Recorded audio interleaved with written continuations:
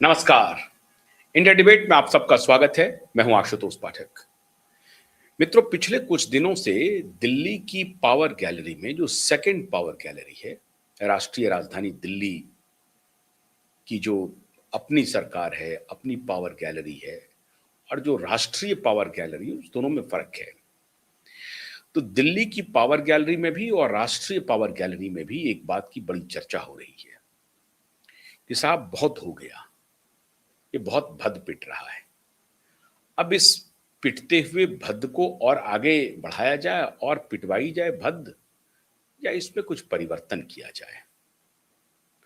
और अगर फौरन परिवर्तन कर देते हैं तो निर्णय पर लोग सवाल खड़ा करेंगे कि जब आपको मालूम था तब आपने ऐसा क्यों किया।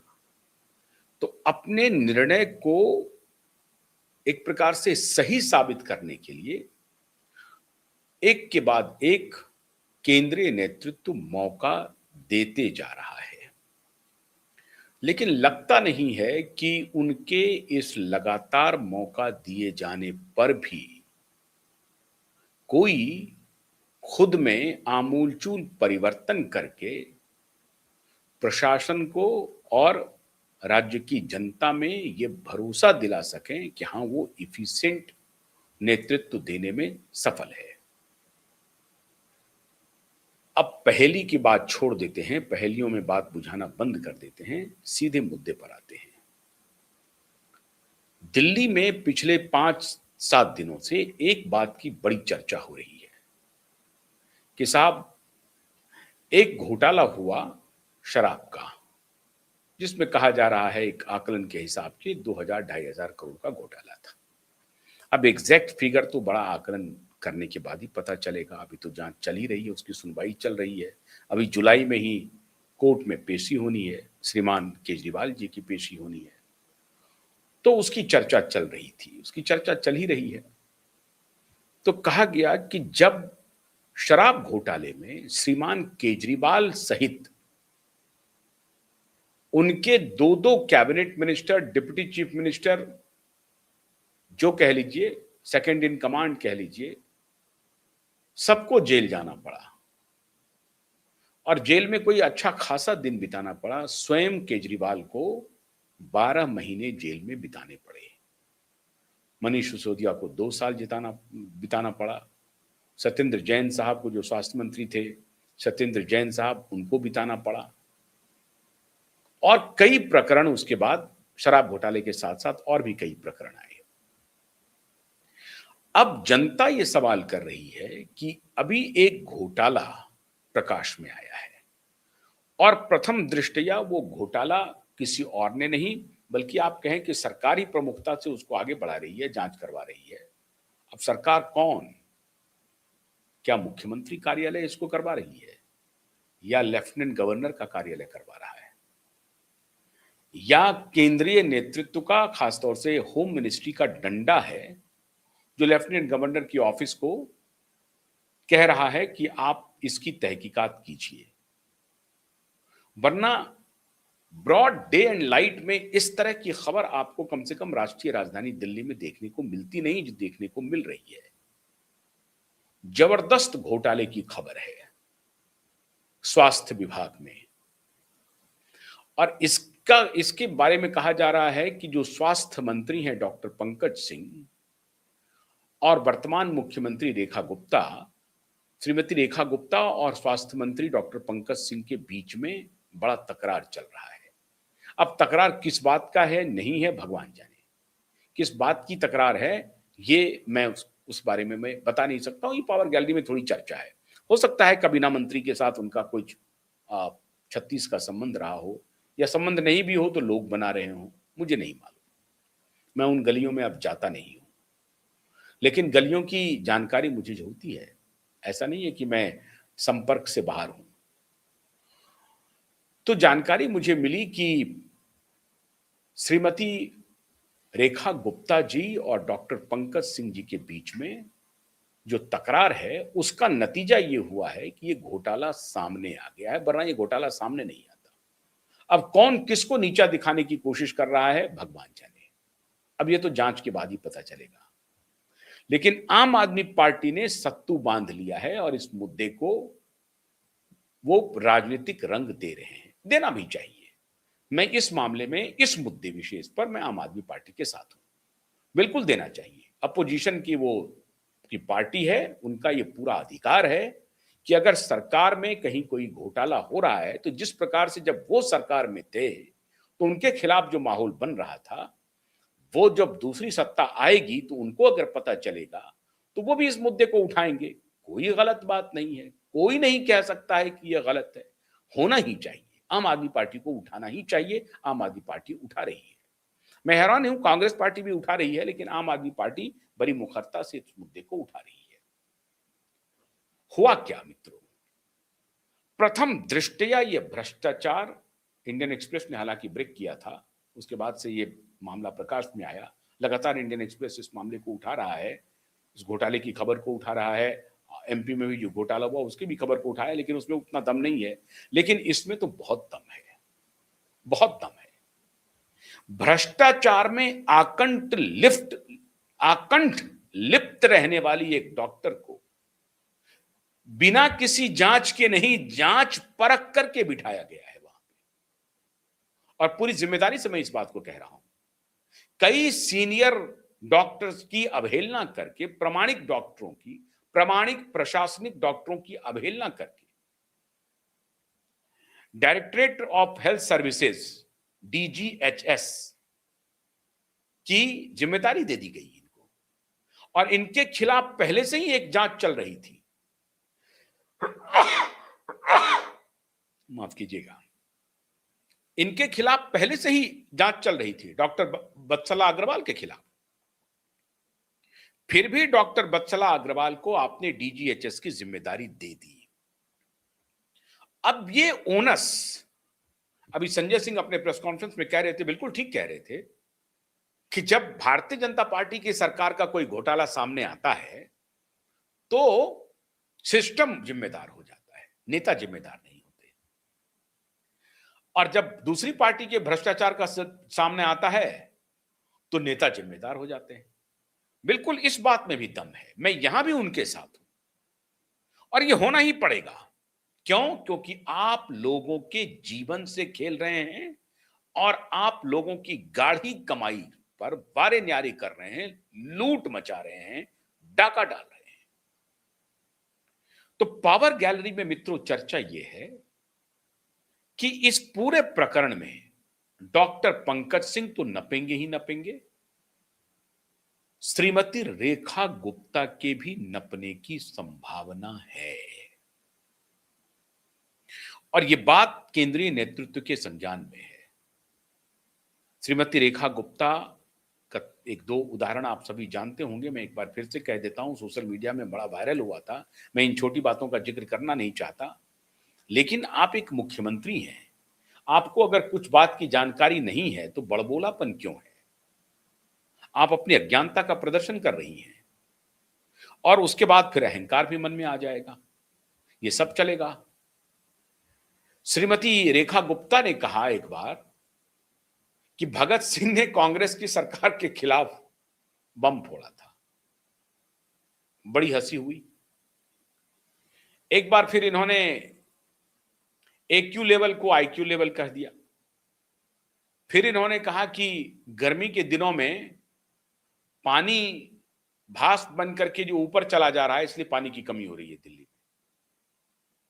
अब हैरानी है, अब मोदी जी और अमित शाह जी दोनों को यह लग रहा होगा कि अगर दिल्ली जैसे राष्ट्रीय राजधानी में इस प्रकार की मुख्यमंत्री को आप कमान सौंपेंगे तो डॉक्टर बत्सला अग्रवाल जैसे ही लोगों को यह कमान सौंपेंगी, और फिर भ्रष्टाचार की गंगोत्री बहेगी। कैसी गंगोत्री बही? भ्रष्टाचार की। 2 एक्सरे मशीन की आवश्यकता जताई थी डिपार्टमेंट ने, और खरीद लिया कितने? 400 से अधिक एक्सरे मशीन। लगभग इसमें जो भी पेमेंट होना था उसके हिसाब से लगभग 148 करोड़ में इन्होंने वो पूरा खेल कर दिया, 100 करोड़ के ऊपर का खेल कर दिया।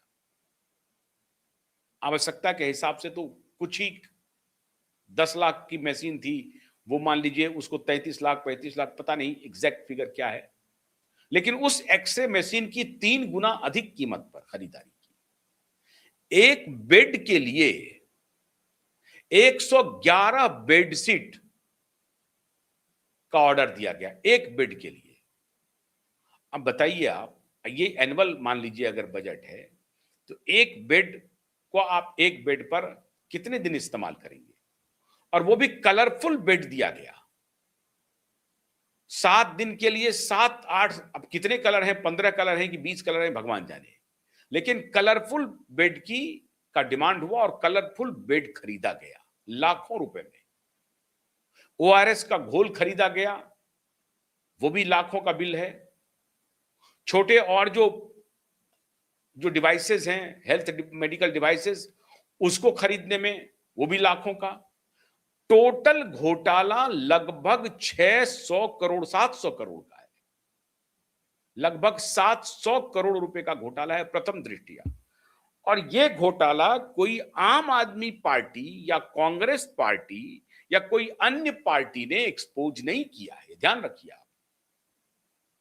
ये एफआईआर जो है वो anti corruption bureau of Delhi का है, और anti corruption of bureau report करती है दिल्ली के लेफ्टिनेंट गवर्नर को, और दिल्ली का लेफ्टिनेंट गवर्नर रिपोर्ट करता है केंद्रीय गृह मंत्रालय को। तो कुल मिलाकर के एंटी करप्शन ब्यूरो के जो सर्वे सर्वा हैं वो होम मिनिस्टर हैं और लेफ्टिनेंट गवर्नर हैं। दिल्ली का एंटी करप्शन ब्यूरो रिपोर्ट नहीं करता है दिल्ली के मुख्यमंत्री को, रिपोर्ट किसे करता है? लेफ्टिनेंट गवर्नर को। और एंटी करप्शन ब्यूरो का यह इन्वेस्टिगेशन है, उस इन्वेस्टिगेशन में डीजीएचएस के डायरेक्टर को अब गिरफ्तार, जब हो हल्ला मचा है तो डॉक्टर वत्सला अग्रवाल को गिरफ्तार किया गया है, और भी गिरफ्तारियां हुई हैं। लेकिन सवाल है, डॉक्टर वत्सला अग्रवाल एक टेंटेड पर्सनालिटी हैं, उनके खिलाफ एक इंक्वायरी ऑलरेडी चल रही है। इसके पहले वो जनकपुरी सुपर स्पेशलिटी हॉस्पिटल को संभाल रही थी, एक कैंसर हॉस्पिटल को संभाल रही थी। अब न जाने हर जगह अब इनकी जो इंक्वायरी होगी, इनकी जब कुंडली खंगाली जाएगी तो पता चला जिन जिन संस्थानों में इन्होंने सेवाएं दी हैं, हर संस्थान में आपको घोटाले की बू आएगी। बू नहीं आएगी, सबूत मिल जाएगी। जहां जहां अगर ये इस पोजीशन पे रही हैं, जहां की कुछ खरीदारी या कुछ को प्रोक्योर करना है, मेडिकल डिवाइसेस को का प्रोक्योरमेंट होना है, खरीदारी होनी है, और इनकी उसमें सहमति हो, तो आप मान के चलिए कि इनकी संलिप्तता होगी ही होगी। आज डीजीएचएस का जो इतना बड़ा घोटाला आ रहा है, और इसमें बिल्कुल सही बात है कि इस पर ह्यू एंड क्राई नहीं है। भारतीय जनता पार्टी की सरकार इससे बच नहीं सकती है। रेखा गुप्ता अपनी जिम्मेदारी से नहीं बच सकती है कि आपने कैसे इस तरह के व्यक्ति को अपॉइंट किया। ईमानदार व्यक्ति से मिलने की आपके पास वक्त नहीं है। भले आदमी आपसे मिलना चाहेंगे, इसका वक्त नहीं है आपके पास। और बीच बीच में आप एक नाटक करती हैं, सड़क पर निकल गई, ये देख लो जी, इसको ठीक करो, उसको ठीक करो, फलना करो। सिस्टमेटिक सुधार के लिए जो सबसे इंपॉर्टेंट स्वास्थ्य सेवा है, उसमें 700 करोड़ का घोटाला आपके नाक के नीचे हो जाता है, और आप सोच रहे हैं कि केंद्रीय नेतृत्व बहुत वाह वाह करेगा। गलत फहमी में है आप। तो ये रिपोर्ट किसी और का है ही नहीं, या किसी मीडिया ने इसे, मीडिया को भी किसी ने ब्रीफ किया होगा, बताया होगा कि साहब इस तरह की धांधलेबाजी चल रही है। हम लोगों को बिना बताए हम लोग ब्रेक नहीं करते। तो इंडियन एक्सप्रेस को जरूर किसी ने ब्रीफ किया होगा कि ये घोटाले चल रहे हैं, और फिर उनको सारे डिटेल मुहैया कराए गए होंगे। अब ये मिनिस्ट्री ऑफ हेल्थ ने कराया या मुख्यमंत्री के कार्यालय ने कराया, भगवान जाने। लेकिन अंततः अगर मुख्यमंत्री का कार्यालय ये कहे कि हम ही इस घोटाले को एक्सपोज करने में कामयाब हुए, हमने ये ब्रीफ किया है, हमने एंटी करप्शन को लेटर लिखा था कि इसके खिलाफ इंक्वायरी कीजिए, लेकिन इससे तो बात बनेगी नहीं। डॉक्टर वत्सला अग्रवाल के बारे में तो आपसे पूछा जाएगा, अपॉइंटमेंट में आपकी सहभागिता थी या नहीं थी। डीजीएचएस डिपार्टमेंट दिल्ली का जो है वो आपके अधीन आता है या नहीं आता है? आपके अधीन आता है। स्वास्थ्य, एजुकेशन, ट्रांसपोर्टेशन, इलेक्ट्रिसिटी, यही तो कुल मिलाकर के दिल्ली सरकार के पास है। और है क्या? न जमीन है, न पुलिस है। एंटी करप्शन ब्यूरो भी डायरेक्ट आपको रिपोर्ट नहीं करता है, एलजी को रिपोर्ट करता है। ये मैं बता चुका हूं। तो जो आपके पास है उसमें आप सीधा सीधी गड़बड़ी करवा रहे हैं, कर रहे हैं। आपके ऊपर आरोप लगेगा कि आप करवा रहे हैं, वरना ये 700 करोड़ का घोटाला हुआ कैसे? और ये रिकॉर्ड पे हैं, एसीबी के एफआईआर में दर्ज हो चुके हैं। तो मित्रों, खबर यह आ रही है कि इस घोटाले के बाद और पूर्व में दिए गए फूहड़ बयानों के साथ जो इनकी अज्ञानता पूरी दुनिया के सामने आई थी रेखा जी की, आज ऐसा लगता है कि केंद्रीय नेतृत्व इनसे नाराज है। और जिन प्रदेशों के मुख्यमंत्रियों को बदलने की चर्चा हो रही है उसमें एक नाम रेखा गुप्ता का है और ये सबसे ऊपर चल रहा है। बस आप ये मान के चलिए कि रेखा गुप्ता का परिवर्तन अगर नहीं होता है तो ये कहती हैं कि ठीक है, हमसे जो भूल हुई है, हमसे जो गलती हुई है, उसमें हम सुधार करके प्रशासन को दुरुस्त करके करप्शन के खिलाफ जीरो टॉलरेंस को अपना करके एक नॉन करप्ट स्वच्छ सरकार चलाने की हम गारंटी देते हैं। और अगर ये बात ये करने में कामयाब हो गई तब तो ये कंटिन्यू रहेंगी, अन्यथा रेखा गुप्ता के छुट्टी होने की खबर है। हो सकती है रेखा गुप्ता की छुट्टी, क्योंकि परफॉर्मेंस के लेवल पे अगर घोटाले आएंगे सामने में तो अंततः भारतीय जनता पार्टी, पूरी पार्टी की बदनामी होगी। और इनकी जिम्मेदारी हो ना हो, लेकिन बड़े नेताओं पर इसकी जिम्मेदारी चली जाएगी, क्योंकि रेखा गुप्ता जो चयन किया हुआ है वो केंद्रीय नेतृत्व का है। तो ऐसी परिस्थिति में ये सारी जिम्मेदारी केंद्रीय नेतृत्व पर शिफ्ट करेगा। और फिर वो आगे झेल पाएंगे कि नहीं झेल पाएंगे, क्योंकि इसी तरीके से बिल्ड होती है। जो जनभावना है वो धीरे धीरे बिल्ड होती है, एक दिन में बिल्ड नहीं होती है, ध्यान रख लीजिए आप। जनभावना धीरे धीरे बिल्ड होगी और उसके बाद उसका नतीजा चुनाव पर पड़ता है। तो भारतीय जनता पार्टी के केंद्रीय नेतृत्व को इस बात का भान है, अनुमान है कि अगर भ्रष्टाचार पर हमने जो विजिबल करप्शन है उस पर एक्शन नहीं लिया और जिम्मेदार लोगों को इसके लिए अकाउंटेबल नहीं बनाया तो धीरे धीरे जनभावना हमारे खिलाफ चली जाएगी। इसलिए रेखा गुप्ता जी से भी ये अपेक्षा की जाती है कि वो अविलंब भ्रष्टाचार के मुद्दे पर जीरो टॉलरेंट अख्तियार करते हुए एक्शन मोड में आए। अब ये तो उनके ऊपर डिपेंड करता है, लेकिन पावर गैलरी की चर्चा यही है कि रेखा गुप्ता की छुट्टी हो सकती है। और छुट्टी होगी, अगला कौन, इस पर फिर कभी बात करेंगे। बहुत बहुत शुक्रिया, नमस्कार।